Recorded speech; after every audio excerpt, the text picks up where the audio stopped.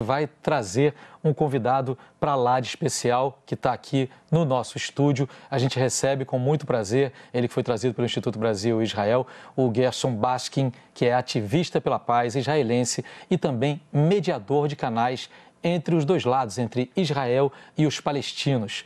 Não é fácil atuar nessa expertise, mas ele insiste, já atuou como assessor de primeiros ministros de Israel e também de interlocutor de líderes palestinos para tentar construir alguns consensos. O Gershon participou, por exemplo, de várias negociações, como aquela que acabou propiciando a libertação do soldado israelense Gilad Shalit em 2011. Isso num outro momento também complexo e delicado, após 5 anos do Gilad Shalit ter ficado como refém do Hamas. Diante dessa forma inusitada que a gente montou para conseguir tê-lo aqui com a gente, eu vou fazer a pergunta em português, meus colegas também, depois traduzo para inglês, ele vai falando, eu vou fazendo a tradução simultânea, portanto eu peço um pouquinho da sua paciência para entender essa complexidade aqui. Então, antes de mais nada, muito obrigado, Gershon. Thank you very much for your presence with us here. Eu queria saber se há espaço, num momento como esse, para algum tipo de mediação, ou seja, para além do que a gente está vendo. Ela acontece, não acontece e de onde vem a resistência. So, Gershon, in a moment like this one, this point in time that we are living right now, is there any room for mediation, negotiation? Is this happening right now while we're speaking? And from what point, from what figure in this equation comes the main focus of resistance of the idea of mediation? Thank you very much. I think it's very obvious. Eu acho que é muito óbvio e deveria ser óbvio para todo mundo que o momento dessa guerra de Gaza, a guerra entre Israel e acabar, teria que acabar. Precisamos acabar com a guerra. Temos 352 dias desde os ataques de 7 de outubro. Ainda temos 101 reféns israelenses em Gaza. Dezenas de milhares de palestinos foram mortos. E agora todo o norte de Israel está inflamado, assim como o sul do Líbano. A guerra está saindo do controle, precisa acabar. Guga? Então, Lindsay, eu primeiro vou perguntar em português, perguntar para ele se o Netanyahu realmente quer um acordo, se ele está negociando um acordo mesmo ou não é do interesse dele. Então, Mr. Baskin, thank you for being with us. Does Netanyahu want a deal or not? Não, é óbvio que Netanyahu quer que continue a guerra. Netanyahu, a sua sobrevivência pessoal e política está baseada na continuação dessa guerra. Ele tem problemas com a população israelense, perdeu o apoio, ele quer evitar novas eleições, ele quer evitar uma comissão nacional de inquérito para tentar descobrir o que aconteceu desde o 7 de outubro. Netanyahu não quer um acordo. Deve ser claro que tem um acordo que está na mesa. O Hamas já concordou em acabar com a guerra em 3 semanas, com a retirada das tropas de Israel. O Hamas ia devolver todos os reféns e Israel também libertaria os prisioneiros. Eu tenho falado com o Hamas, tenho falado com o primeiro-ministro de Israel, com os catares, com os egípcios, com o presidente Biden. E agora tudo depende, em muita boa parte, na pressão pública e nos americanos. Os americanos podem acabar com essa guerra, eles precisam fazer isso. Paola Deorti. Muitos familiares de reféns, eles acreditam que se Netanyahu quisesse, ele poderia fazer um acordo com o Hamas para libertar os reféns. Eu queria perguntar o que tem que acontecer, o que falta acontecer para que Netanyahu aceite fazer esse acordo. So many relatives of the hostages, they believe that it is up to Netanyahu to make a deal with Hamas to free their relatives that are still in Gaza. I would like to ask you, what do you believe would need to happen to convince the Prime Minister that he should make a deal with Hamas? Eu acho que, basicamente, a única coisa que poderia convencer o primeiro-ministro seria se os americanos torcessem seu braço. Os americanos têm as ferramentas diplomáticas para pressionar Israel, eles precisam pressionar o primeiro-ministro Netanyahu. De outra forma, o presidente Biden vai ter um legado da guerra de Gaza, quando o seu legado deveria ser o final dessa guerra. Isso é realmente no que deveríamos estar fixados. É um momento de verdade nesse momento. Mr. Baskin, eu vou perguntar agora o que alimenta a sua esperança e sua determinação de trabalhar com a ideia de que o diálogo é possível? So what feeds your hopes and your determination and keep working in the idea of the dialogue and making sure that building a consensus is possible? Bom, agora nós estamos no pior ponto, mais baixo de sempre. Mas quando essa guerra acabar e quando acabar essa guerra, haverá 7 milhões de árabes palestinos e 7 milhões de judeus palestinos vivendo entre o Rio Jordão e o Mediterrâneo. Isso não vai mudar. E se nós precisamos chegar a uma solução, essa solução precisa ser baseada em que todo mundo que vive do rio ao mar tem o mesmo direito, os mesmos direitos civis. Esse é o único caminho.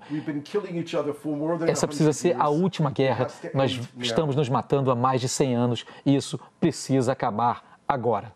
Guga, mais uma? Sim, Lins. Eu vou perguntar para eles. O Ismail Haniyeh foi morto por Israel e não se sabe o destino de Sinwar. Quem que pode ser o interlocutor do Hamas? Com quem que seria o interlocutor do Hamas nesse momento nas negociações? Mr. Bashkin, since Ismail Haniyeh was killed by Israel in Iran 2 months ago, and we don't know what's going on with Mr. Sinwar, with Yahya Sinwar. So who is the interlocutor in the Hamas side? To whom Israel has to speak, or Qatar or Egypt? Who is on the other side now? Hamas tem a liderança. Não é só comandado por uma pessoa. Sinwar não era a única pessoa que tomava as decisões. Era muito importante esse personagem para tomar as decisões. Nós não sabemos se ele está vivo ou não, mas há algo conhecido como o Conselho Shura, que é o Conselho de Consensos que toma decisões. Tem a liderança em Gaza, na Cisjordânia, eles estão no Catar também, estão em Istambul, na Turquia, em Beirute, no Líbano. Eles sabem como tomar essas decisões. Paola, cabe mais uma? Sim.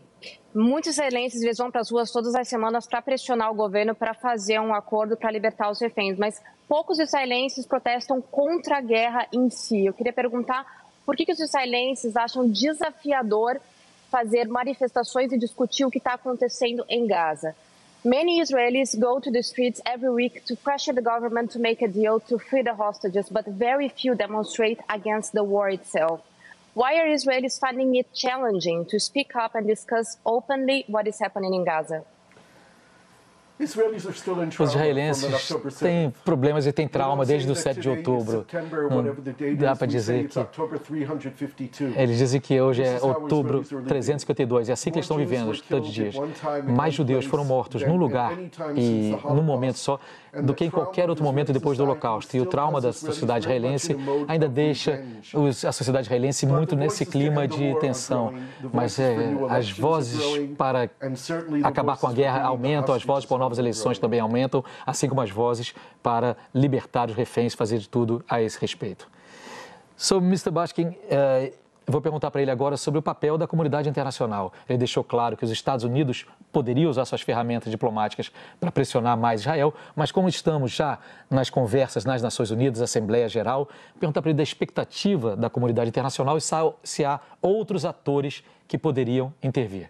Mr. Bashkin, you made your point very clear. The United States would have the tools, the diplomatic tools, to put more pressure on the Israeli government in this point in time. But as we are in the middle or in the start of the UN General Assembly, do you think that there are other international actors, multilateral organizations, or even powers like China or Russia and less talked powers like the South Americans or others that could have a role as well in making this pressure in the Israeli government grow for a ceasefire, for the end of the war?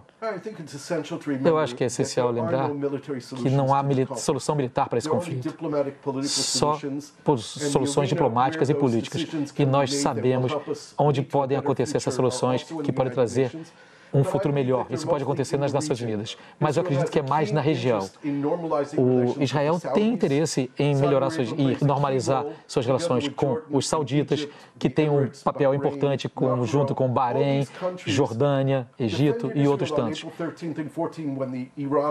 Vamos lembrar quando Israel foi atacado também por aliados de Israel. Essa aliança com os outros países árabes é fundamental para chegar a avançar as negociações com os palestinos e chegar a um acordo também. Isso é fundamental.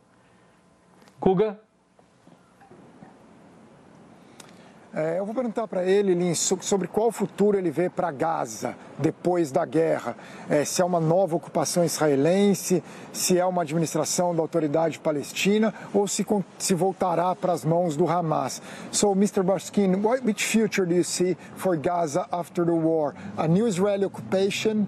Do you think that you can have a government by the Palestinian Authority, or do you think Hamas will keep the power there?